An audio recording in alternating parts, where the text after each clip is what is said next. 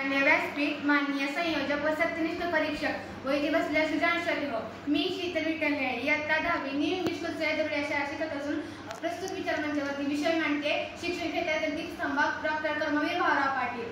कर्मवीरांची आम्ही लेकरे, वेद माऊली आमची आई, धर्म वेगळा नाही आम्हा, जात वेगळी नाही।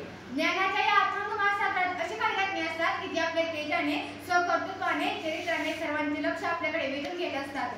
शिवरायांच्या या पवित्र भूमीने झोपलेल्यांना जागे केले, उठलेल्यांना उभे केले, उभे असलेल्यांना चालायला लावले, चालत असलेल्यांना पळायला लावले आणि पळणाऱ्यांसाठी अज्ञान अंधकार नाहीसे करण्यासाठी ज्ञानाची ज्योत दिली। असे धैर्यवान शिक्षण महर्षी डॉक्टर कर्मवीर भाऊराव पाटील यांना मी विनम्र अभिवादन करते।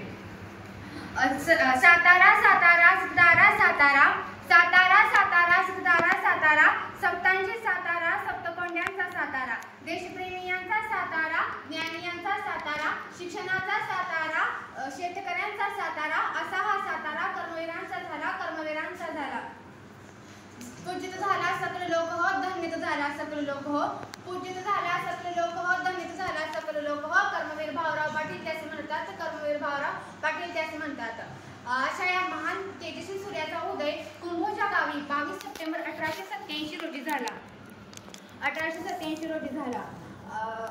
जिथे शिक्षण नव्हते तिथे शिक्षण दिले, जिथे शिक्षण नव्हते तिथे शिक्षण दिले। अहो, तुमच्या लक्षात येतं का? शिक्षण म्हणजे नुसतं लिहायला आणि वाचायला येणं अशी पुराणी कल्पना आमच्या रयत शिक्षण संस्थेच्या धुरंधर समाजसेवकांनी कधी झुडकावून लावली होती। महाराष्ट्र ही संतांच्या लावणीची खाण आहे, महाराष्ट्र ही संतांच्या लावणीची खाण आहे। अशा या महाराष्ट्रात एक वेळ अन्नाचा, पाण्याचा, संपत्तीचा दुष्काळ पडेल, परंतु देशप्रेमाने भारावून गेलेल्या समाजसेवकांची कधीच कमतरता पडणार नाही। प्रत्येक दिवस उगवतो आणि मावळतो, प्रत्येक दिवस उगवतो आणि मावळतो, परंतु असा एक दिवस येतो की जो आपल्या आयुष्याला एक नवीनच तलाठी देऊन जातो। तो दिवस म्हणजे 22 सप्टेंबर, कारण या दिवशी एका महान भगीरथाचा जन्म झाला। तो भगीरथ म्हणजे डॉक्टर कर्मवीर भाऊराव पायगोंडा पाटील। मित्रांनो, त्यांच्या आयुष्यातील काही प्रसंग मी तुम्हाला सांगू इच्छिते। भाऊराव जेव्हा 7वीत शिकत होते ना, तेव्हा भाऊरावांचे गुरुजी भाऊरावांना मिळाले। भाऊ, तुझ्या बेंचवर बसला आहेस ना, एक वेळेस तो बेंच पुढच्या वर्गात निघून जाईल, परंतु तू पुढच्या वर्गात जाणार नाही।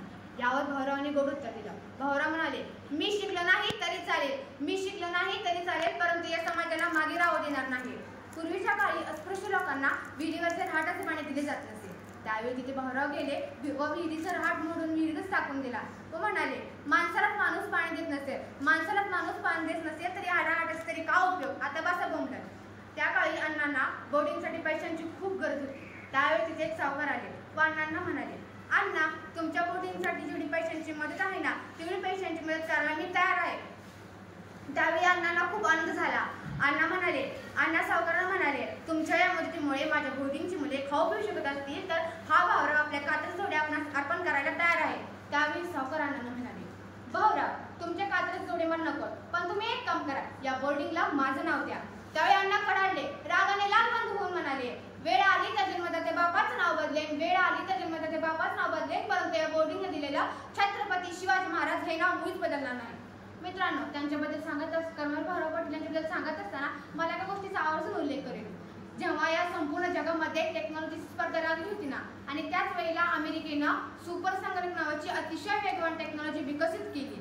ही टेक्नॉलॉजी भारताने अमेरिकेला मागितली, परंतु अमेरिकेने भारताला देण्यास नकार दिला। आणि याच वेळेला या रयत शिक्षण संस्थेमधला एक विद्यार्थी पुढे आला आणि त्याने रात्रीचा दिवस केला